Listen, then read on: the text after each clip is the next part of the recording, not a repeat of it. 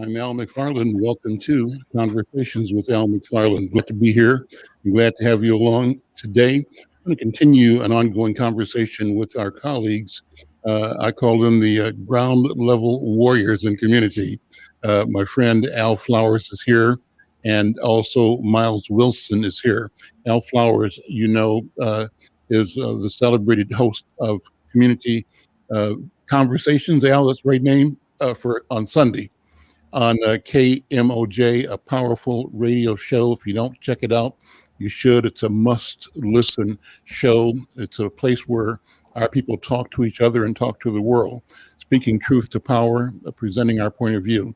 And also is the leader in the Safe Streets Initiative and a project called Underground Strategies. All in all, a committed set of ideas, energy, mobilizations, organizing of people in our community around our own interest.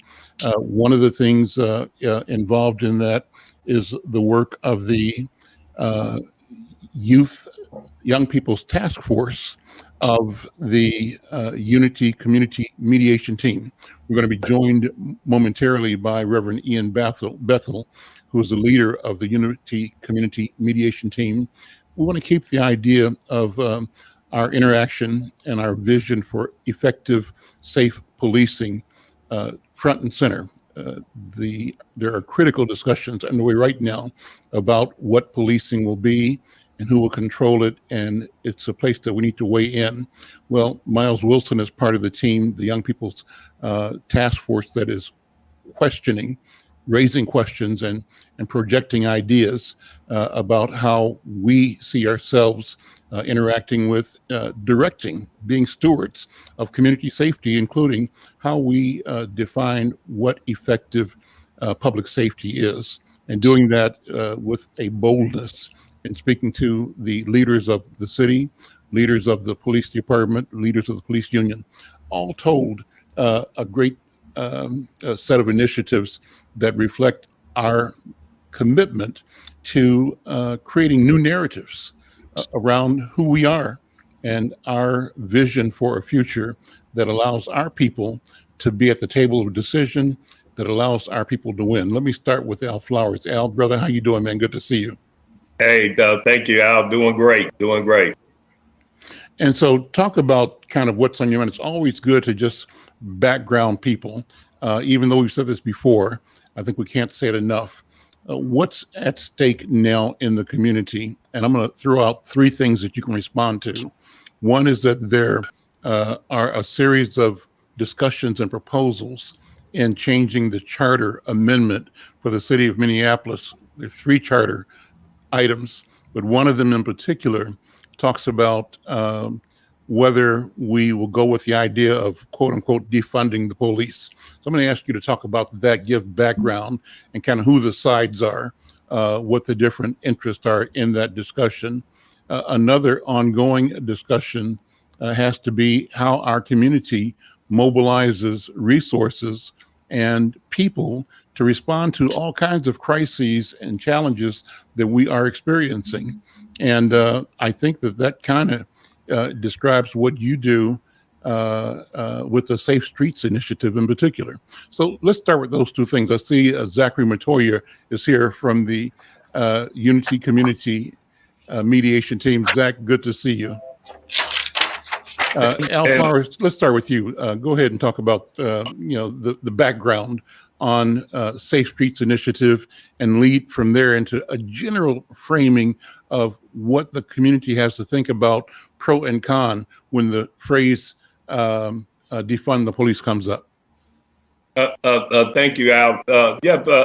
We, as usual, we're in a crisis in our community, as always. When we as you say, we get misery and they get the money, and this time around, I think, Al, we come into a better direction from the community, from our community, and so when we dealing what we've been dealing with, I've been dealing with is helping organize and coordinating collective of organizations to work on Minnesota State Street, and that's a group of organizations like a Mother's Love and We Push for Peace and Salem Inc.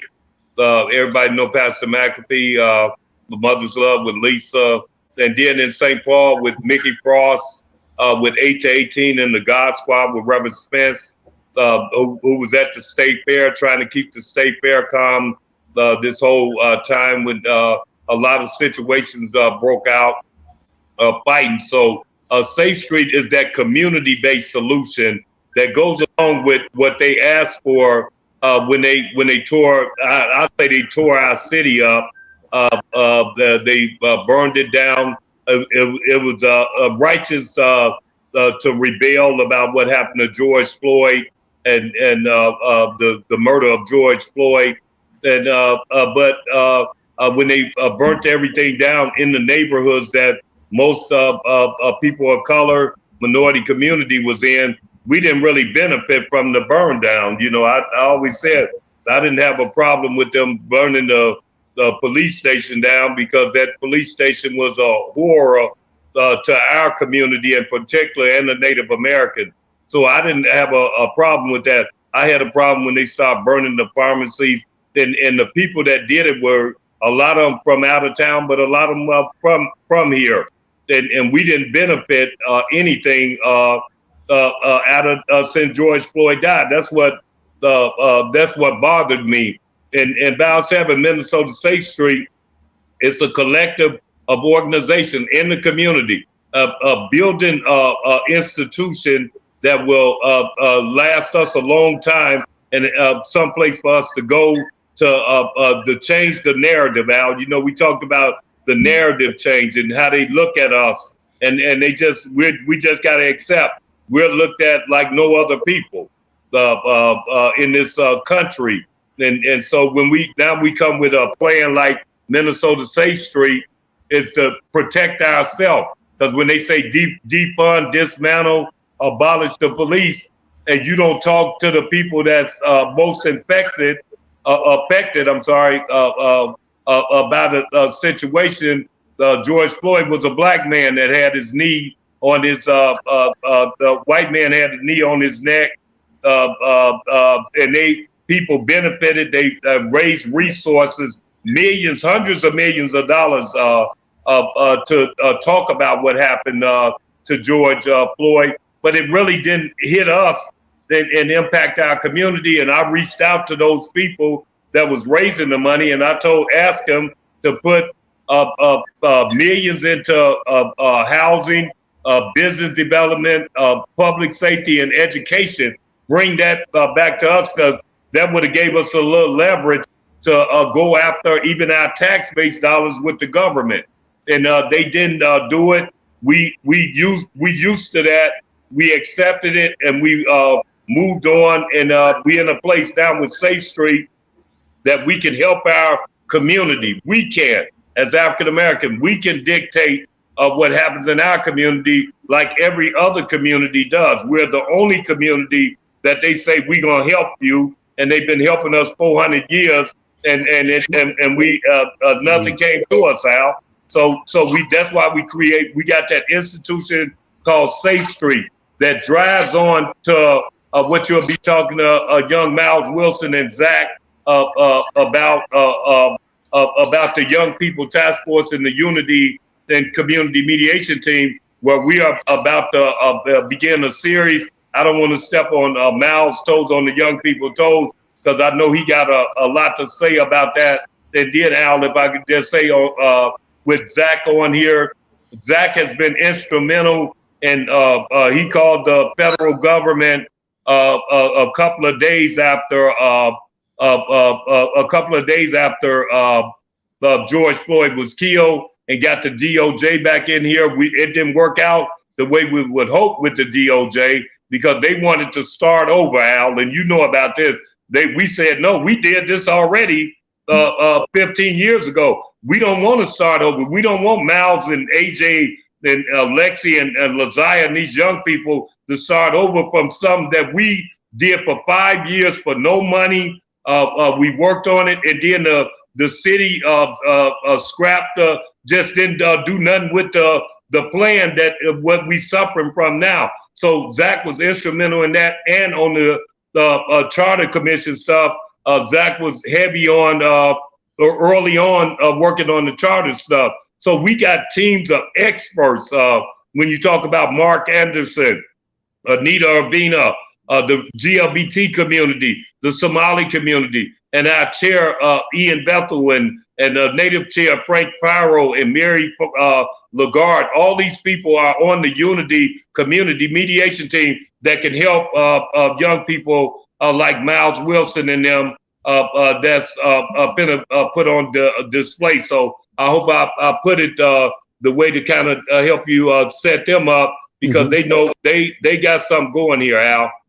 Well, let me thank you, Al Flowers. The background is always important. I think we have to always bring forward the context, what the struggle is and why it exists the way it is at any given time. And Zachary, let me go to you next, just for that same spirit. You've been on the front line for a long time, as Al Flowers has and as I have.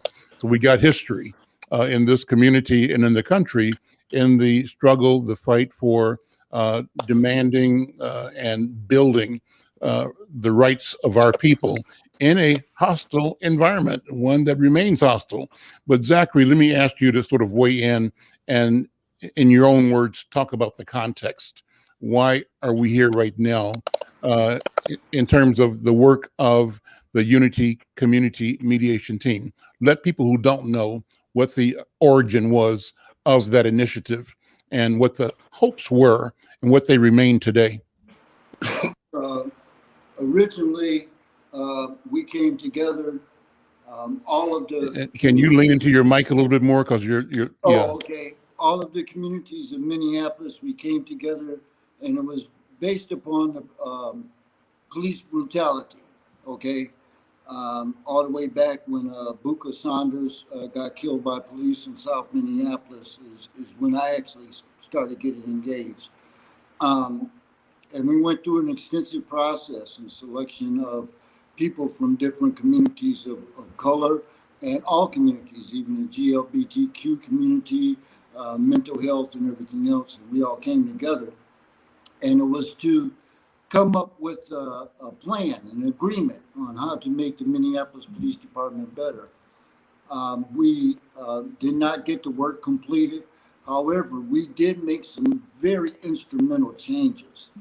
And I will refer to the testimony that Police Chief Arredondo was able to do in the Derek Chevron trial in regard to Derek Chevron not acting as trained as a Minneapolis police officer.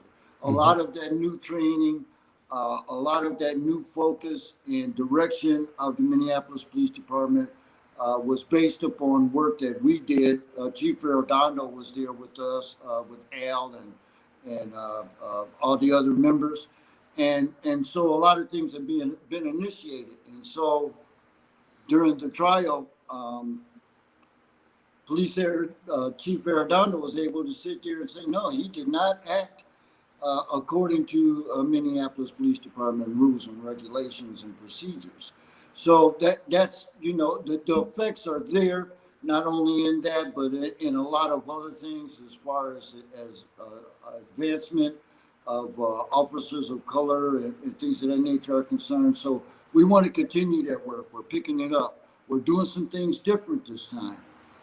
We are now a nonprofit organization. We are in the process of filing for 501c3 status. We have a fiscal agent. And what's important about that, Al, is that it brings in longevity. It brings in generational participation. And that's what's so important about this Young People's Task Force. These young people will be taking the Unity Community Mediation Team over in the very near future. And youth will then step in and take their positions. And the reason for that is this thing has got to be a generational thing. This is not something that we can initiate now and then can be changed later. This is something that's got to be there from now on. And so, in saying that, that's where we started. Right now, we are in negotiations with the Minneapolis police chief, but the boundaries are not there anymore. We're also dealing with the Minnesota Post Board. We're dealing with the Minnesota Human Rights Division. We're dealing with so many more organizations. Can you join the program? Groups. And so, you know, it's a good thing that things changed the way that they did with the Unity Community Mediation Team. We're moving in a very positive direction, and I hope that's a good response to your question. It's a great response. I'm sorry for my distraction. I just got a call from Farhio Khalifa, who's going to be joining the program too. She's getting the link. And so, but you know, this is just important backgrounding. And what you're saying and what Al Flowers is saying really focuses on, you know, the work that Miles and AJ and this team of young leaders is stepping into. And I want to go to Miles, and welcome you to the program once again, and have you talk about how you all have come together as the Young People's Task Force, an affiliate of the Unity Community Mediation Team, and who you are. Name, you know, your friends and colleagues, your partners in this venture, and why it's important to you for your voice. I've got some more questions to bring up to you as well, but let's start with you sort of laying out the vision and the proposition. Yes, definitely. So again, thank you for having me on the show again. And initially, to start with the vision, piggybacking and elaborating off of what Zach mentioned, is all about the sustainability, all about the growth of the Young People's Task Force. You know, other co-chairs as well. You know, you have myself. Again, my name is Miles Wilson. You have Al Flowers Jr. or AJ Flowers. You have Nicholas Martins. You have Laziah Smith that come from a range of backgrounds. We also have partners, Jordan Zickerman, who we brought on to the Young People's Task Force recently within the last week, as we're looking to expand our outreach to young people throughout the different communities. As Farhio coming on in a moment, we've connected with her to outreach to some young people in the East African or Somali communities to expand our outreach there as well. Because again, you know, young people are the same, but they're different. You know, we all come from different backgrounds. We all come from different communities. And so we can't always rely on ourselves as, you know, myself, AJ, Nick, or Laziah to have the answers for the greater good and the better well-being of the communities in Minneapolis. We understand that Minneapolis is a very diverse city. So in order to accomplish and tackle this large city, we're expanding our knowledge, our experiences, and our connections with different young people throughout various communities throughout the city of Minneapolis. But again, it started last fall. So almost about a year, last October, where we sat down with the Unity Community Mediation Team and kind of brought those ideas to the table of saying, you know, that young people are looking to follow other young people. You know, they're more inclined to speaking and kind of communicating with other young people that come from similar or different situations. And so that's where this is all kind of started and began. What's your own personal background, Miles? How did you come to this work? You grew up in North Minneapolis or South Minneapolis? I'm just curious as to your story. Yeah, definitely. No, definitely Minneapolis. Definitely Minneapolis. Grew up on both North and South Minneapolis, actually. I mean, my family has lived in North Minneapolis, but my mother's side comes from North Minneapolis. My father's side comes from South Minneapolis. So kind of being stretched across, you know, both ends of the city. But yeah, coming from North Minneapolis, attended school at Southwest High School, closer to Southwest Minneapolis. So going into that area, but always being a resident of Minneapolis. Mhm. Talk about your mom and your dad. I'm just curious because family means everything to me. And I think that we have to always acknowledge that we simply are presenting what's been presented to us. We are, in fact, the presentations of our parents, right? And Mhm. so, what is your sense of legacy? Uh, Talk about your mom and your dad. Definitely. My father's side, first generation immigrant from Jamaica. So they came here, I believe, in the late 50s, early 60s. But my father was born here in Minneapolis as well. But family definitely comes from Jamaica on that side. And they lived in South Minneapolis. My mother's side come from some fighters on that side. My grandfather, Ray Island, my grandmother, Doris Island, were some fighters. My grandfather, what I know, has kind of been a part of this fight for a long time as well. I mean, he's no longer with us, but he was the vice president of Pillsbury, one of the first African-American execs in the company of affirmative action. So I guess that's kind of just in my blood, and then for me, it was more about like me coming from certain situations, like I said, like we've talked about, police brutality, being that person, being that young person who, and I talked about before with the Unity Community Mediation Team, being pulled over the week after I got my driver's license, right? Mm-hmm. And not knowing really what to do. I got pulled over for, being accused of being a drug dealer. And so they searched my vehicle and let me go. And at that point, I knew that there were other situations alike out there. I knew that other, African-American young men dealt with that same situation. And from then on, that was 16 years old. It's kind of when I've stepped into that light and decided to take that accountability, take the responsibility in terms of kind of molding and shaping other young men so that they know what to do in situations and know how to kind of rebuild our communities. I told you this before, I'll say it again, but your grandfather was one of my heroes and one of the people that influenced my life. I was in the corporate arena early on, and he was one of the first Black people there. Plus, he had always distinguished himself in his university career, I think, as an athlete, and had always been prominent in national athletic competition. So he was a powerful corporate and community leader. Lived about out my back porch across the street from where I'm sitting right now. I'm over on Thomas Avenue, and the Island Palace was on the corner of Plymouth and Upton, right? That's right. That's And right. so you guys grew up there, and I recall with fondness also the legacy of you all being one of the bases for the Minneapolis sound with your uncle. That's right. And members in the family. My next door neighbor, Jimmy, I think, used to come over to your grandpa's house to the jam with Flight Time. Right. And so it's just a rich and wonderful connection that you bring. And to me, it's important to acknowledge that we are connected, that the connections are multi-generational. That's what Al Flowers is talking about.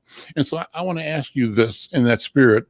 How do you, Miles Wilson, begin to think about ordering your steps today in such a way is that you have an intentional impact on the 14th generation out?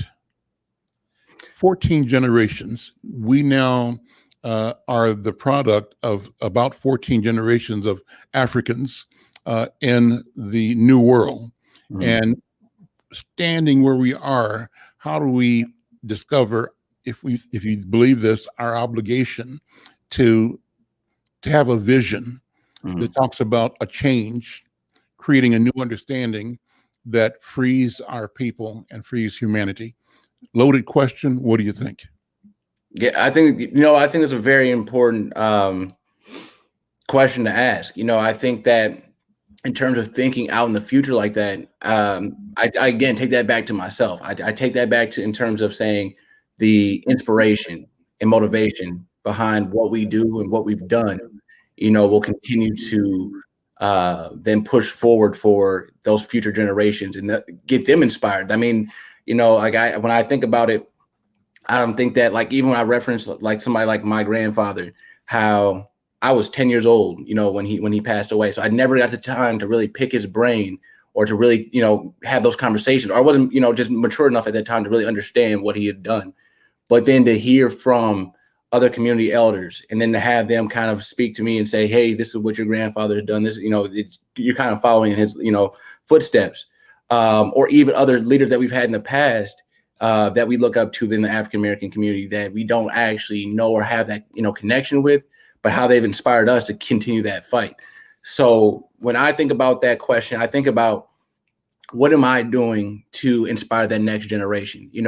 How am I going about the business or the work in the sense of inspiring that next generation? And what I think about is how, building those relationships. It just takes one person. You build that relationship with the next person, and you have that positive impact on their life, and then they continue to pass that information on, so that future generations then hear and see and say, hey, maybe I didn't know Miles Wilson, but what he's done has impacted this person in my life, and that makes me want to do the next good deed, or the next step, or take those next steps of fighting for equality or justice. You all have some events coming up. One of the things you talked about is a series of engagements, not only in the Black community, but in all of the major ethnic communities. Talk about that. You got something coming up this Saturday, I believe. And then beyond that, what else is going on the calendar that people can be aware of and tune into or monitor on social media? Mm-hmm. Yeah, so exactly right. So this upcoming Saturday, that will be September 11th, from noon to 2, we'll be hosting a series of community conversations, which is an 8-part series. This is an 8-part event. This is event number 1. This will be held at Little Earth. The address I'll provide, it's 2495 18th Avenue South in Minneapolis, Minnesota. Now, we're looking to engage with, again, community engagement has been important to us. So that's our focus, is to get into the communities, in different communities, and really engage with their young people to figure out, what they're dealing with, what issues do they see at hand, what solutions or resolutions do they have in mind that they would like to see change in their community, so they can have, why do they feel safe? Why maybe they don't feel safe? And so we're looking to really, dive deep into these conversations with young people throughout these different various communities, to figure out how we can impact their communities in a positive way. Maybe they need different resources. Maybe they are looking to have a specific outreach. We've talked to young people prior who said that they didn't feel safe talking to their own families. And so maybe we're that tool, that resource that they need to open up. So that's why we're looking to dive into these various communities in an 8-part aspect, so that we can really, look to make some changes in these various communities. And we understand that different communities deal with different situations and different issues. So again, that's really the focus of our conversations. So, people locally will understand what it means when you say Little Earth, but there are people that are watching through Black Press USA, the Black Press of America, that don't have the understanding of what Little Earth is. Take a minute to describe the relationship with the Little Earth community. What does it mean? Definitely, yeah. So Little Earth, I believe, is the name of the actual location that we're going to, but it's also the name of the specific community and area that we will be going into. And Little Earth is primarily Native American, and that's going to be the first community that we dive into. I've lived in that area, so I kind of have an idea of what's going on.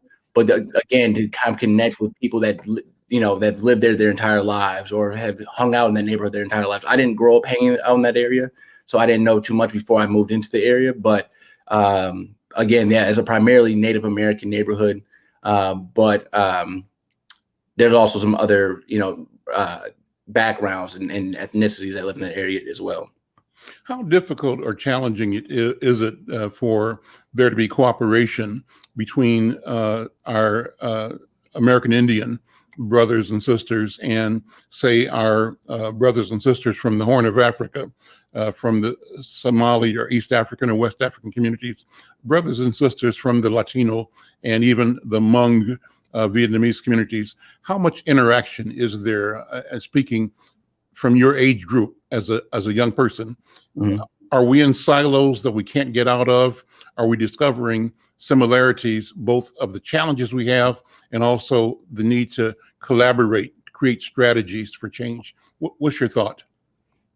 And I think that, like I said, is there are a lot of similarities between, from all of our communities. I mean, we all deal with different issues. We all deal with similar issues.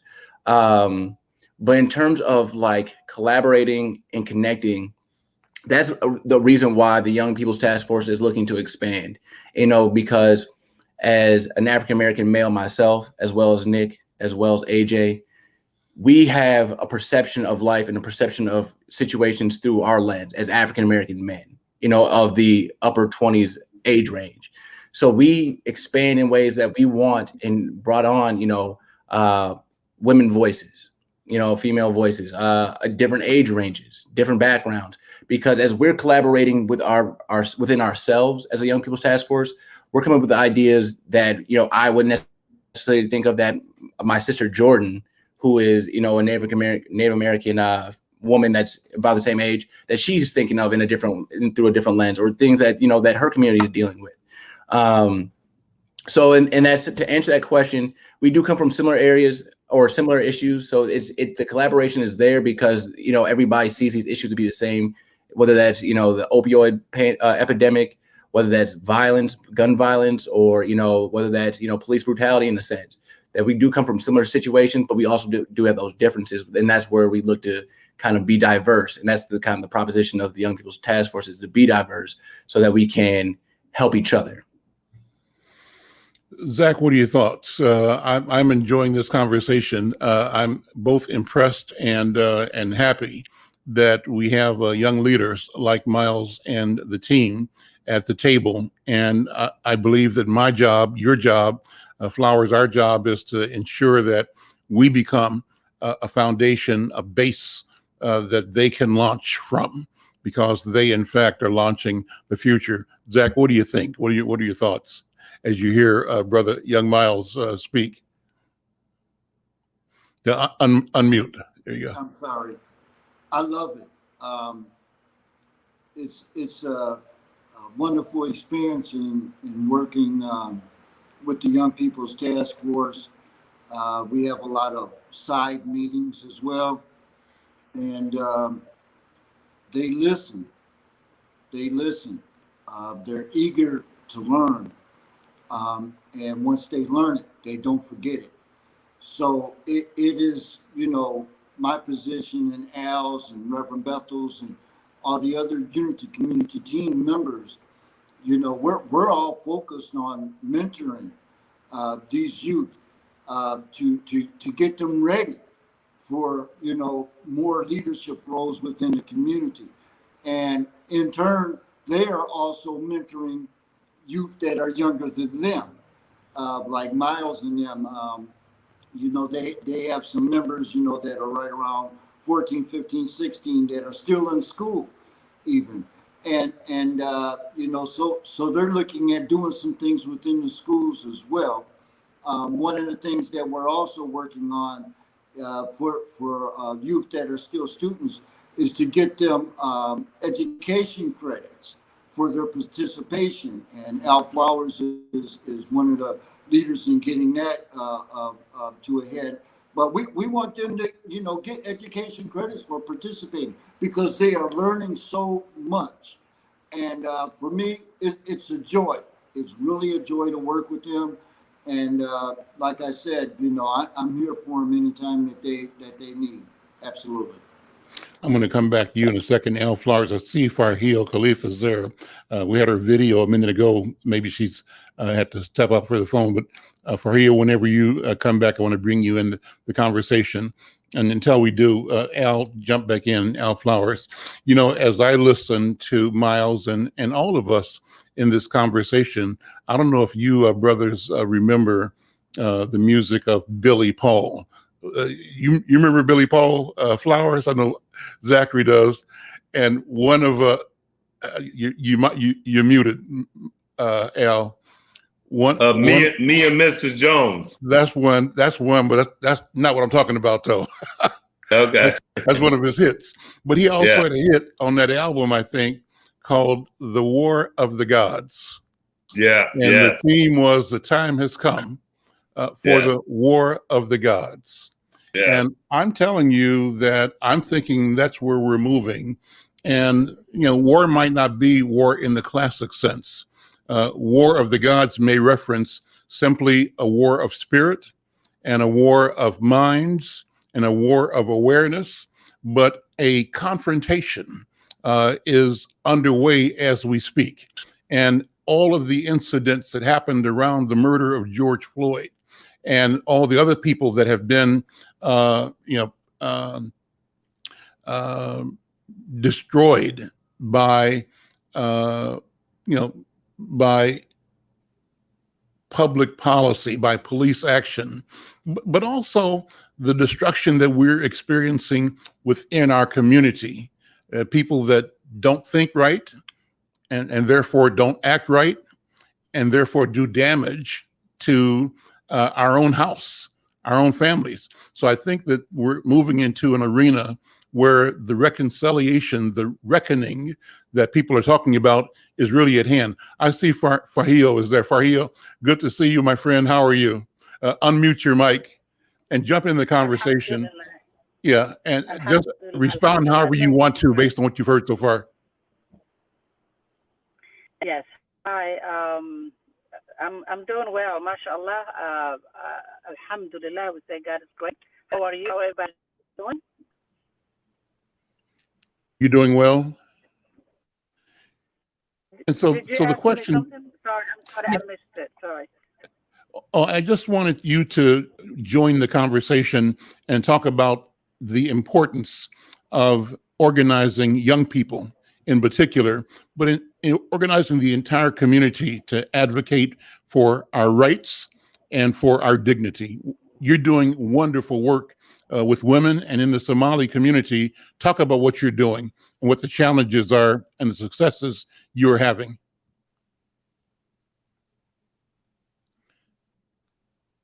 Let's see, you have your technology there. Yeah. Right now you're muted again. We lost you. Flowers, let's talk until she comes back. We've set it up. Well, Al, while we waiting on Farhio, I just think what you led into and do Miles and have Miles say who he is and when you talk about the Billy Paul song, we are in a different kind of space here, particularly as ADOS people, where we need the Miles and the AJs to do what they're doing, the Knicks and the Alexis and all these young people. We need them but we need them to know, because we don't have to have time to go back, as I said earlier in the show. When we look at what they are coming up against, they coming up some things that we never seen. We watched since George Floyd. We watched so many murders happen in our community, and the disturbing thing for me is it's always been violence, but it's never been to this magnitude where we watching babies get shot. Sometime and they at one time 3 babies shot within a 2-week period, and shot and 2 dead and 1 still with a bullet in his brain. We watched, but in the month like in March, February, around Valentine's Day to April, just so many Black women were killed. They were killed, and it's like something unheard of. Even as a man, we used to seeing that we had some violence in our community, and we was losing our Black brothers, but we never seen it where we was losing our Black women and the dignity to say it, that we didn't want to talk about it, but to watch Black women get shot through in the alley and the garbage man find them and things like that. So we in some kind of war here. And so I think what we are doing now with Miles and AJ and these young people and our Somali young people and Native young people is trying to lead them to get them better knowledge of what's going on, because they still got to live their life while we doing this. Al, you know that we've been doing it a long time, and to see where we at now, it's scary to me as an activist to see, can we get it done? Can we get it done quick? And that's why I'm a big advocate about our media. And I tell Miles and them, hey, I did a lot of things wrong that I didn't know, because I was fighting something that I didn't know what I was fighting. And the system used me sometimes to have me fighting, attacking the wrong people, because I'm looking at my elders and saying, hey, why they keep doing this to us? Why they keep doing this to us? So when I see what we at now, Al, that we can see it, we can be here on your show talking. We didn't have a lot of these tools that these young people have now, and they good at it. And so we got to put them in the position to use these tools. And shout out to the world, like with George Floyd, the man had his knee on George Floyd's neck for that length of time and had no conscience about what he was doing.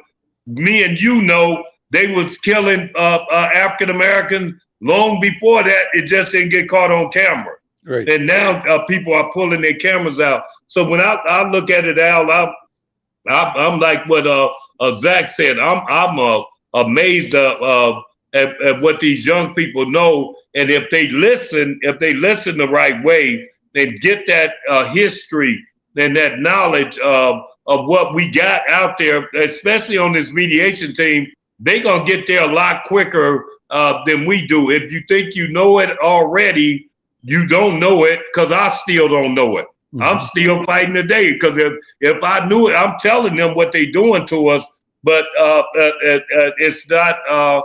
It's just something different, Al, and I like the part about we started in the Native community at Little Earth.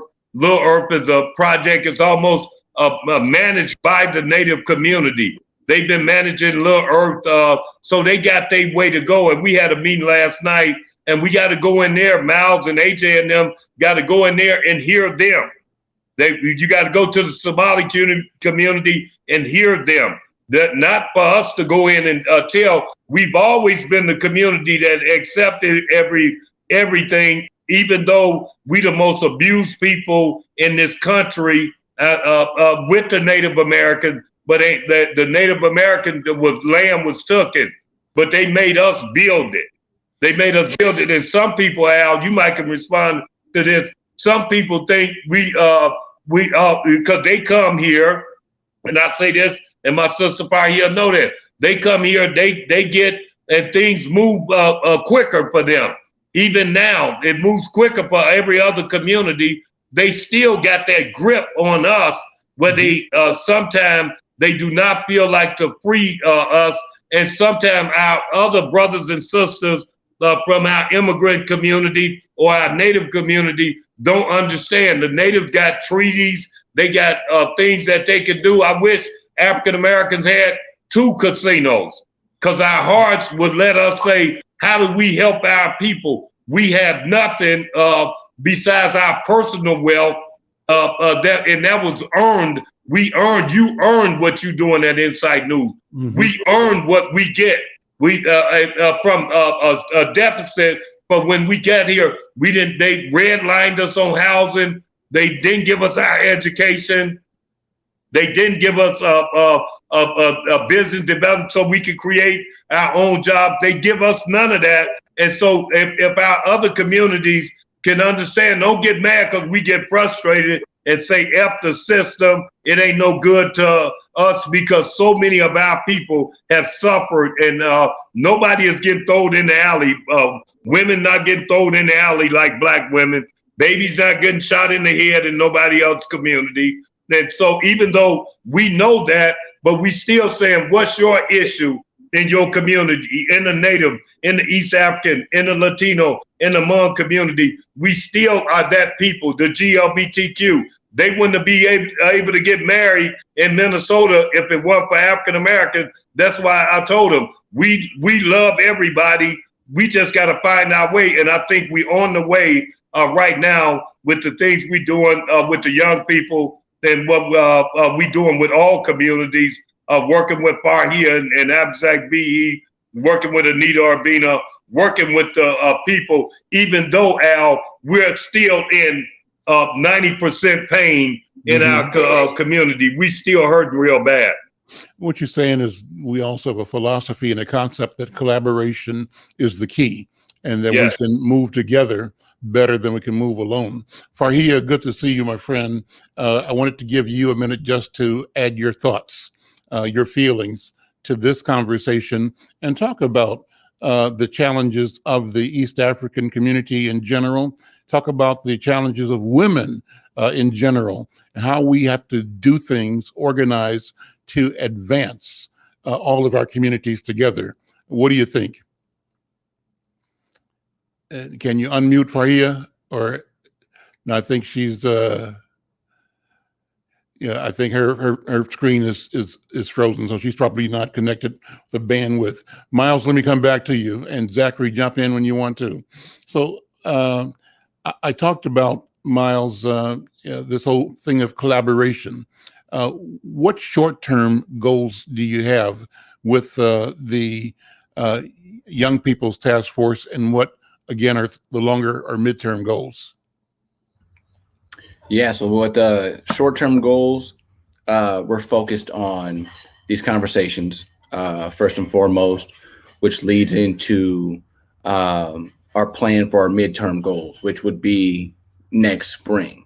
That midterm goal is what we're calling the Youth Summit, which is a 3-day event. And it's not different from our current events now. Again, these are separate events that we're hosting now.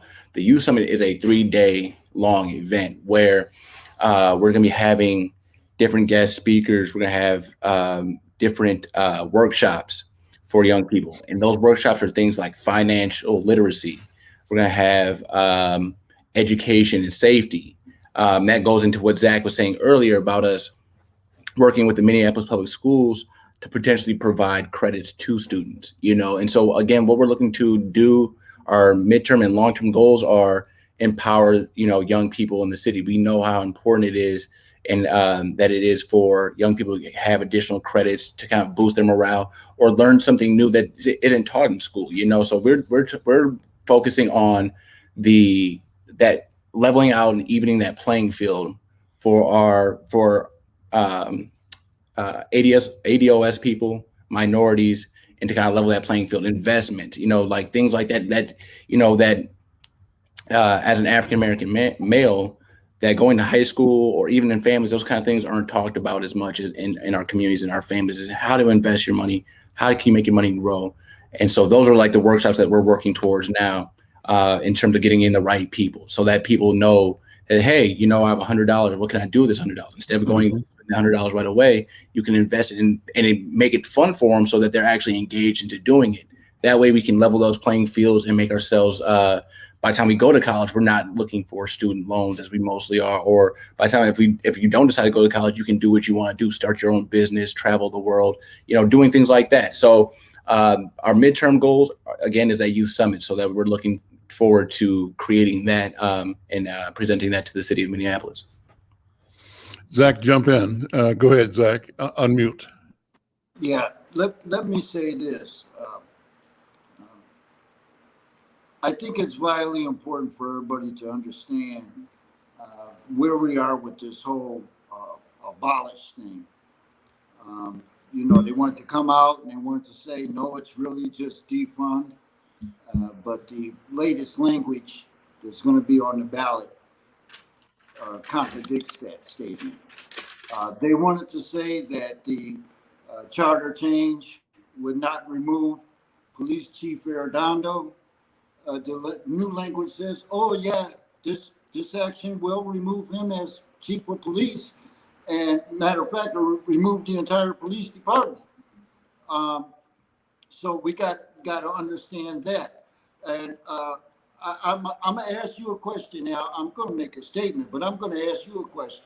Sure. And Brother Al Flowers and Miles, have you seen the plan? Have you seen their plan?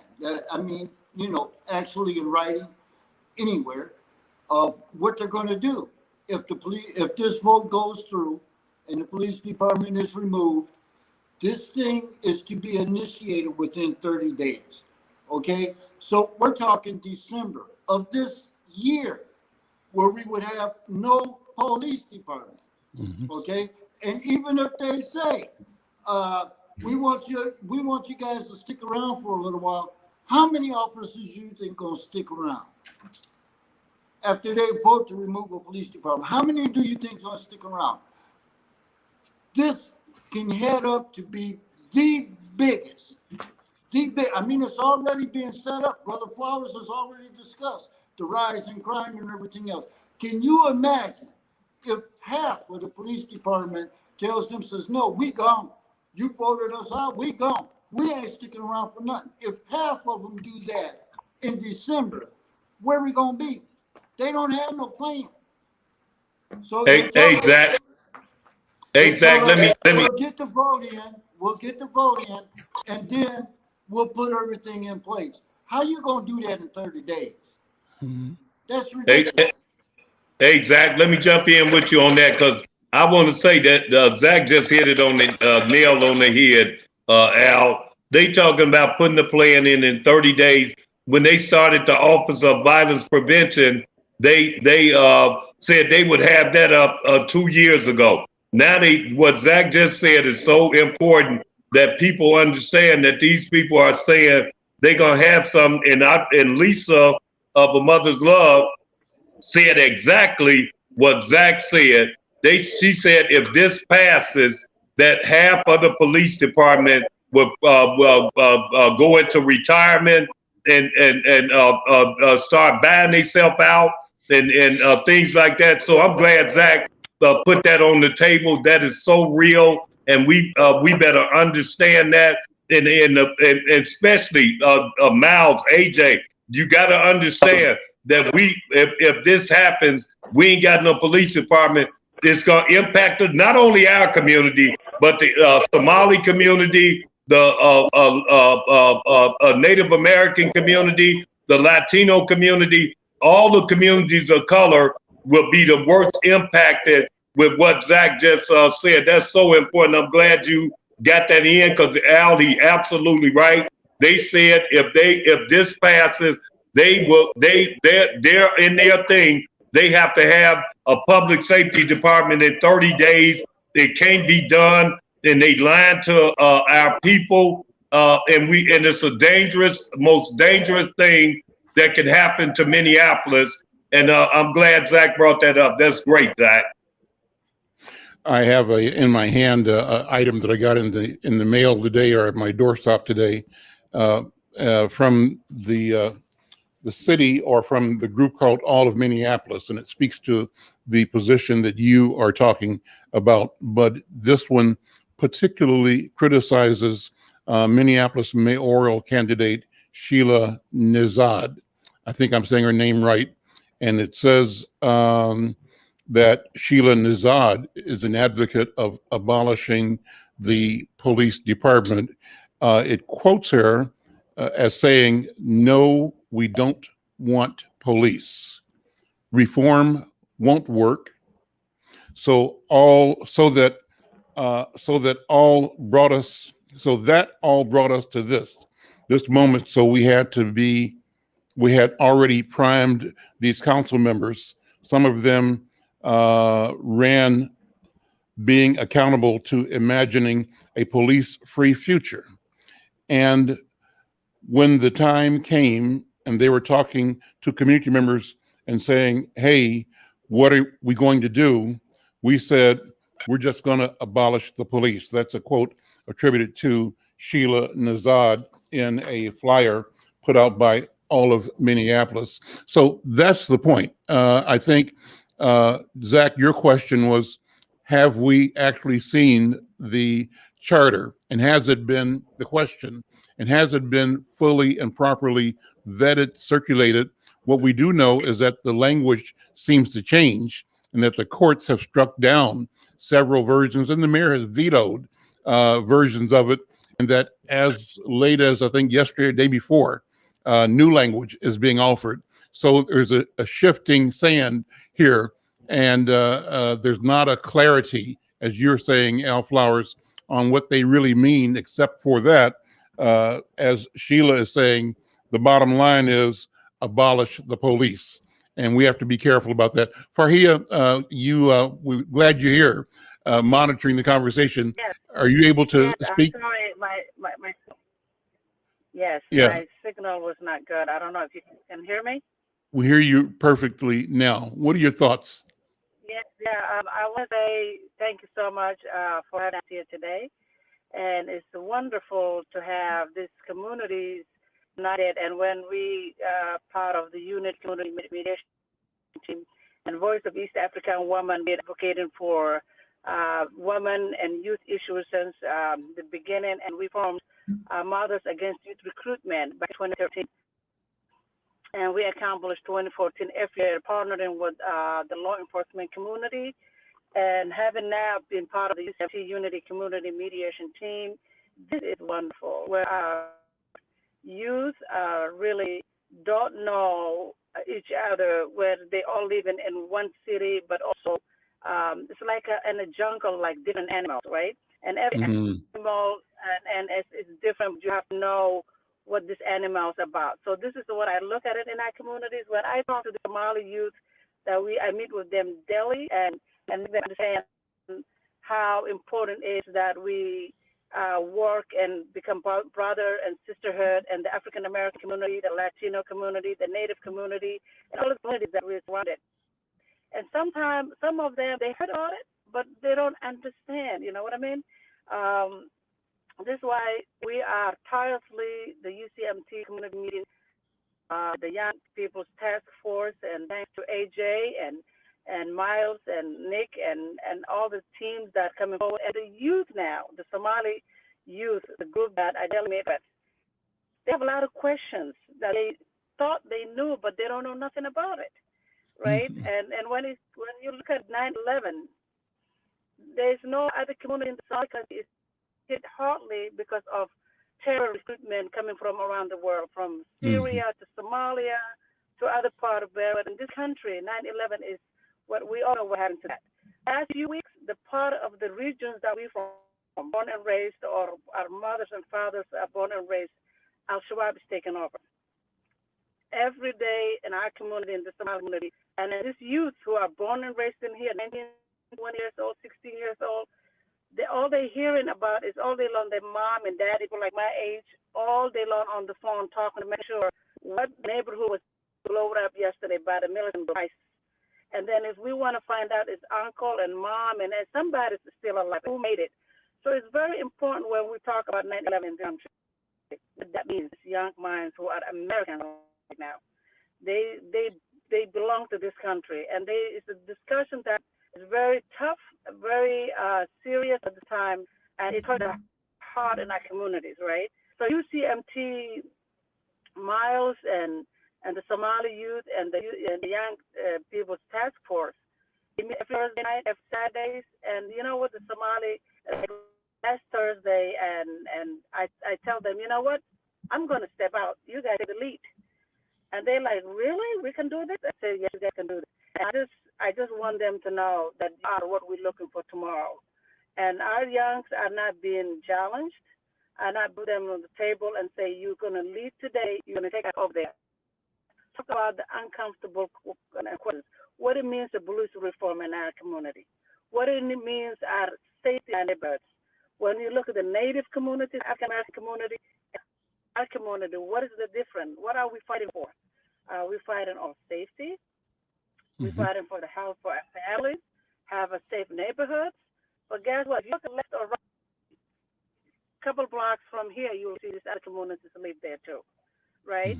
But for us, we need resources as well, because this youth is only in time that they're going to realize they come in here, these meetings, sharing their ideas. They've been taught, but there's no resource in this state. It's not giving funding for this organization such as UCMT and Voice of Africa, many other Safe Street and many others, especially somebody like you, my brother Al and McFarlane, who are bring us together, our voice to be heard through the world. We can shut this day. I'm just really excited about what we can do through UCMT, bringing all these communities to come to the table. This is all I see. I haven't seen any like this, and I've been here for years. So what means for us when, yes. Yeah, ahead. Listen, I think we're out of time now, but wonderful comments, Faria. Sister, good to see you again. Thank you for your leadership and your work in the community. What we're going to do is try to dedicate this program every Wednesday to the Safe Streets Initiative, to the Unity Community Mediation Team, and to the Young People's Task Force. We think that this is a place where we can project our vision, our voice, and give an account and hold ourselves and the community accountable as well. So I'm going to say thank you to all of you who are here. Al Flowers, Miles Wilson, thanks to my friend Zach Matoya. We were trying to get Reverend Ian Bethel on. Probably the technology didn't work. Farhia, thank you for being here. I'm Al McFarlane. We'll see you again. We do this program every day at 1 o'clock. Tomorrow, I talk with a group of lawyers, and our topic tomorrow is going to be philanthropy. What's the story behind philanthropy, and how sometimes philanthropy is not what it purports to be, but rather is another control mechanism that may disserve us more than serve us. We'll have that discussion tomorrow. Friday, we talk with Dr. Bravada Garrett Akansanya in the Healing Circle. So join us every day, 1 o'clock. I'm Al McFarlane. We'll see you. Thank you. Thank you. Bye-bye.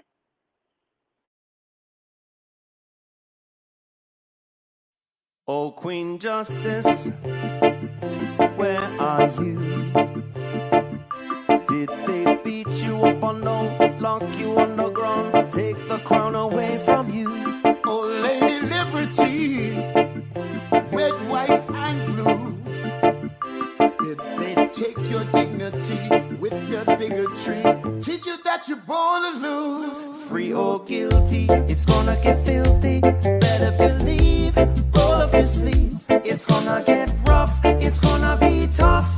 We all agree, we've had enough. We've had enough of all the rules you break. We've had enough of all the money you make. We've had enough. No more life at stake. We've had enough. This is a proclamation. It's been 400 years and we're 400 late. Together we stand from state to state. Going back in time won't make America great.